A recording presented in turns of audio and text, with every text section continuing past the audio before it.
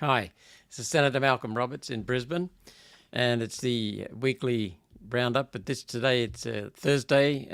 Tomorrow I've got off because my wife comes back from holidays for 8 weeks, visiting her brothers in America. So I'm having the day with her. So I do it a day early. Look, I'm not going to take long to discuss a couple of key topics and then hand it over to questions because we've been running short on questions, and I love question and answer time. So the 3 points I've got, first of all, last night I was at the Parkview, I think it was. I think that's what it's called. Club Parkview in Ipswich. And I want to thank the organisers, the Property Rights Group of Australia, for organising the get together last night. And thank you everyone who came. Fantastic support. It was really wonderful. And thank you for the very supportive comments. And the tone was wonderful. Property rights are fundamental. So, well, we won't go into that right now, but they're fundamental, and the climate alarm, climate fraud is being used to usurp property rights, and that always means control. So I just thought I'd go into some details about the solar and wind. They're not renewable. They're parasitic malinvestments. They're bad investments, and they kill their host, which is the country. We've had a trebling of prices in recent decades for electricity. We've gone from the cheapest in the world for electricity prices to the most expensive. We've got household bills now due to solar and wind subsidies. The Australian Energy and Energy Market Commission. There's so many acronyms in this place in Canberra. The Australian Energy Market Commission estimated that subsidies are $90 a year. The electricity bill, 6%. It's complete rubbish. We've got this report that says back in 2019, they were $536, which is, 6 times as much, and 39% of bills. The cost of solar and wind and climate policies to a household in this country, to households in this country, is between $13 and $15 billion a year. That was back in 2019. It's way high now. I mean, I shouldn't be smiling, but it's just hilarious what's going on. It's just ludicrous. That's $1,300 per household. $1,300. The median wage and median income in this country is $51,000. After tax, what's that? 45? How can someone on $45,000 be paying an extra $1,300 a year per household for their electricity? That's not the electricity cost. That's the additional cost due to solar and wind. They're parasitic malinvestment, solar and wind, that hurt the poor, especially the poor.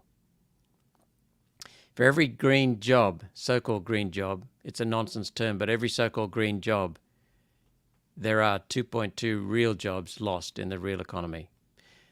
All these figures are not including transmission lines.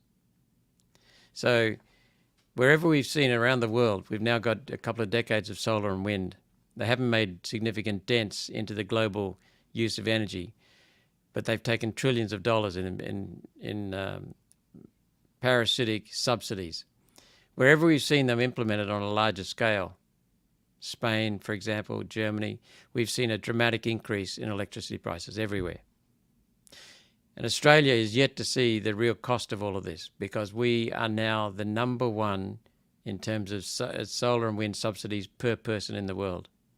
What's even scarier is that we are double the rate of the next highest in the world, the United States. Those subsidies that are coming in, they haven't seen the light of day yet in terms of actual power, and so we are going to see horrendous power prices in the future. Whenever we've seen a coal-fired power station shut in this country, immediately the price of electricity raises straight afterwards. So that's solar and wind, and it's now becoming a significant impost and a significant problem, because we've seen up in Widgie, we've seen up in Wide Bay, South Burnett, people really getting upset about it. We see it up in North Queensland. We see it in the Kennedy electorate. We see it in Victoria. Farmers getting upset, rural communities getting upset, because solar and wind are highly destructive malinvestments. They tear up the countryside. They affect people's well-being. And wind creates ultrasound. Wind turbines create infrasound or ultrasound. I can't remember what the term is, which are destroying people's hearing, destroying people's mental health. The second thing, I'm going to be putting out a video. I just wanted to draw attention to people. Anthony Albanese has been very reluctant on his voice to Parliament, to give us the details. Here's why.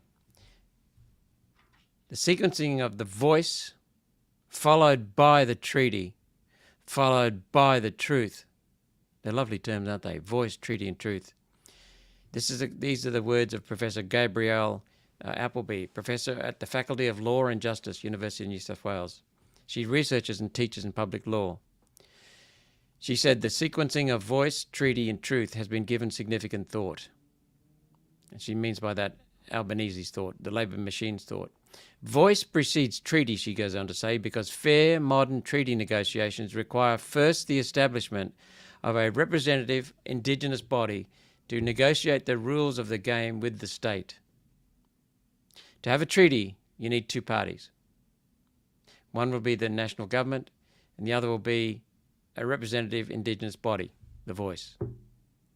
It can't be left to the state alone, and the state must have a group of people with whom to negotiate. In Victoria, she goes on to say, in Victoria, this was achieved through a specific representative institution, the First Peoples Assembly. Truth follows voice and treaty because, as Torres Strait Islander political scientist Sana Nakata explains, voice ensures truth will matter more than just continued performance of our rage and grief for a third century and longer. Voice, this is what Professor Gabrielle Appleby says, voice establishes the power for treaty, and treaty establishes the safekeeping of truth. So the reason the voice is coming in is so they can create, the Aboriginal industry can create a body that purports to represent the Aboriginals, but we haven't yet seen the detail on how they'd be selected, how they'd be appointed. So the treaty is the real objective. And you look at the dictionary, it says that a treaty is between two states, meaning nation states. So they're trying to create a treaty between the federal government on our behalf and the Aboriginal state. That means they're creating a second state. As Eddie, I'll always remember this, Eddie, an Aboriginal from the Northern Territory, a real Aboriginal from the Northern Territory, when he was invited down to Canberra by Senator Nampa Jimpa Price. He and 19 others are opposed to the voice, and they came down to tell us why. So we went up, Pauline and I went up to listen to them. And I went up to Eddie and just said to him, mate, why are you opposed to the voice? And he said 2 reasons. 1, I'm Australian. Secondly, the voice is racist. That was it. That's why I'll be voting no. We can't afford to separate our country and have a treaty with other people in this country. That's absolutely ridiculous.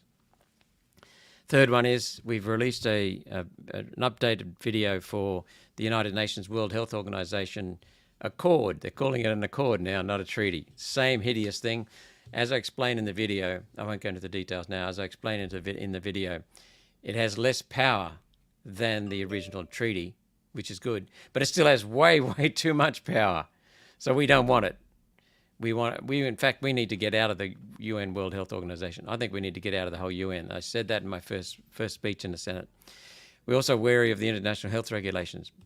The vote won't be coming until May 2024. So get ready for putting pressure on federal members of parliament. Now, we organised with the grassroots members of the Liberal and Labor parties for them to put pressure on their members of parliament, and we stopped the cash ban bill. We stopped the cash ban bill. The people of Australia stopped the cash ban bill. So we can do that again, stopping the parliamentarians, these buzzards in Canberra, from passing the UN World Health Organization Treaty Accord, international health regulations through our parliament, making it law for these monkeys and terrorists and rapists from the World Health Organization to come into our country. So they're the 3 things I just wanted to mention, and now I'll open up to questions or answering questions.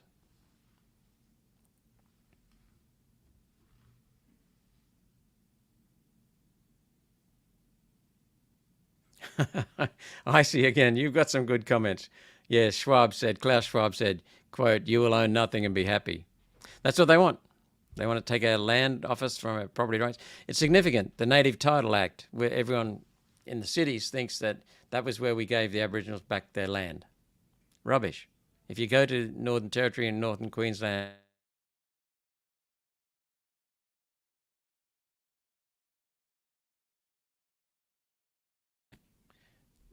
the Native Title Act, in its preamble, contains the words United Nations many, many times. The voice, the treaty, the Native Title Act are all instruments that originated in the United Nations, and they want control of land. They want to take away property rights, because when you steal property rights, you destroy initiative, you destroy responsibility. That's what they want. They want control, like all communists, of property. Why are Queenslanders paying more for electricity when they own the electricity supply? That's from Graham Hazelden. That is a really good question. It's really simple. You can thank the national electricity market for that, which is a national electricity racket. The creator of the it's so difficult to give short answers here. The creator of the renewable energy target, which legislated amounts of solar and wind energy, was John Howard. The creator of the national electricity market was John Howard's government again. The first person to have an emissions trading scheme, a carbon dioxide tax, as a leader of a major party was John Howard. The government who stole farmers' property rights to comply with the United Nations Kyoto Protocol was John Howard's government, the Howard Anderson Liberal Nationals government. The national electricity racket is why we have got high electricity prices. Solar and wind subsidies are why we've got high electricity prices. The safeguard mechanism, which was introduced by Malcolm Turnbull as Prime Minister and Greg Hunt as Environment Minister and Climate Change Minister, is causing fines to be put on coal-fired electricity. Anthony Albanese and Chris Bowen ramped it up. They're the reasons why we've got high electricity prices, even though the people of Queensland own the assets. That's the reason. Bureaucratic bullshit. That's what it is. It's lies about climate. So that's the answer to your question.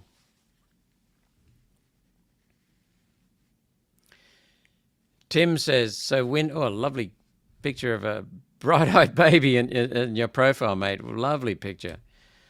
So wind farms are actually turbines which need electricity from the grid to start them up. Is this true? Look, I'm not an expert on wind turbines, but I understand that is true. I understand that they're hooked up permanently. I understand that if it's very cold, they need to, or there's a lack of wind, they sometimes use the electricity to drive the turbines to keep them moving, especially if it's cold.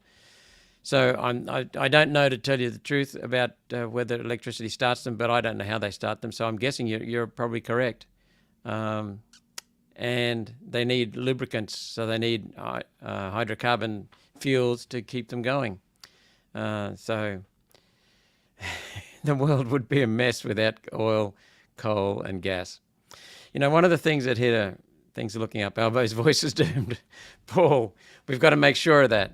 The voice does sound doomed. New South Wales, I was told recently, Paul said things are looking up. Albo's voice is doomed. Yeah, it is looking that way, but we can't let go of the pressure. They've got another August, September, October, 3 months till the likely referendum date.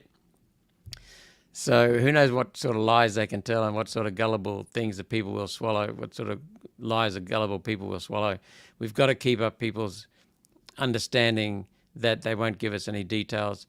That's something to be terrified about, the voice splitting our country. But it certainly looks like it's doomed, mate. It certainly looks like it's doomed. But then we've got to keep up the pressure, because Anthony Albanese said in response to a journalist just recently, mate, if you lose the referendum, will you legislate it? And he said yes. So what he's doing is he's saying to the Australian people, well, I will go against the Australian people, the wishes of the Australian people, and to hell with the Australian people, I'll legislate it. If he does that, he's in deep trouble, because he's saying he's not going to take any notice of the people who run this country, the people themselves. Wyatt family. China currently has 1,110 coal-fired power stations, 92 more under construction, and 148 more in planning. But our leaders are set on closing the 11 remaining in Australia. CFPS to save the world. You know, there are so many things. We produce about 500 million tonnes of coal, roughly. Okay, I just want to be in round figures at the moment. We are not the world's largest largest producer of coal. We are not the world's largest exporter of coal. We have got some of the best coal in the reserve in the world in terms of our steel-making coal, our metallurgical coal, and our steaming coal, our thermal coal for generating coal, generating electricity. India produces more than we do. Indonesia produces more than we do. Indonesia exports more than we do. They're closer to the Chinese, Japanese, Koreans than we are. They've got an advantage in lower shipping costs. The Russians produce more than we do. The Americans produce more than we do. I think the Europeans, because of Poland's large supply, and Germany's large production, probably produce more than we do if you combine all of Europe. Number one producer in the world of coal is China. We produce 500 million tonnes of coal a year. They produce 4.5 billion tonnes of coal a year. 9 times what we produce. And they've already stated they're heading for 5 billion tonnes a year. And they want ours as well because of the high quality. This is how stupid it is. China is using its own coal and foreign coal to drive coal-fired power stations because they're the most reliable source of power there is, and the most reliable and cheapest. And what are they doing with it? They're making solar panels and wind turbines that they ship overseas and largely do not use themselves apart from token installations. And they ship them to us, and we subsidize them. And we subsidize the purchase, we subsidize the installation, subsidize the operation of these things. And it raises our electricity prices and destroys manufacturing because manufacturing biggest cost is electricity. So we shut down our manufacturing and send it to China. China's not doing anything dishonest or immoral. The people who are doing something that's dishonest and immoral are the members of the Liberal Party and Labor Party politicians and National Party and Greens and the Teals, David Pocock, in the lower house and the Senate, who are destroying this country through telling lies and pushing climate fraud. That's what's going on in this country. But you're right, that's what's happening in China. They're building coal-fired power stations. They already rely heavily on coal-fired power stations and nuclear and hydro. It's disgraceful. And that's what we're pushing. But being in Canberra is like swimming through treacle. We can get the facts out there. We can get the truth out there. But getting someone to act on it is something else. That's why we need the people more engaged. I'll take another question.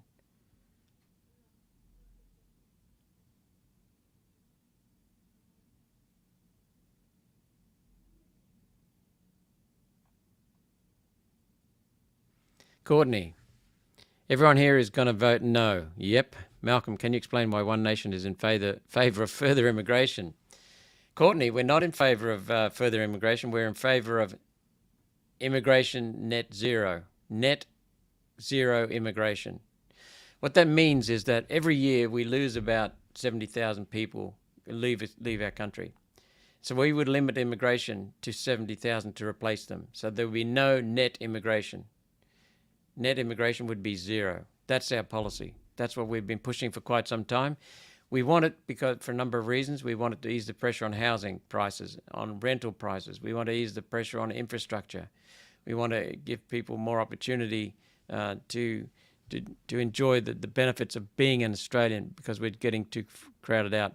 We want to see the truth emerge because what they're using, the government is using high immigration to paper over the fact that the economy is not as strong as it should be. So we're not opposed to immigration. We're not in favour of further net immigration. We're wanting to come back to zero net immigration until we catch up with our services, our schools, our infrastructure, hospitals, and transport, water supplies. So we can't keep stacking people in here. You know, the Labor Party and the Liberal Party both share a big population vision for Australia. Before the COVID, the Liberal Nationals were bringing in about quarter of a million people a year, 250,000 a year. And during COVID, they wouldn't even let bloody Australians back in the country. I mean, that's how stupid it was with the Labor premiers and Prime Minister Morrison from the Liberal Party. Now we've got Anthony Albanese in the first year after COVID mismanagement, and we've got him saying that they're going to bring in 700,000 plus in the first 2 years, 400,000 plus this year alone, 400,000. Going through the regional Queensland recently, Bundaberg, Gladstone, many of the regional towns, people are sleeping in tents, caravans, cars, under bridges. We've got people with caravans in parks in Maryborough. We've got people with caravans in the showgrounds in Gladstone.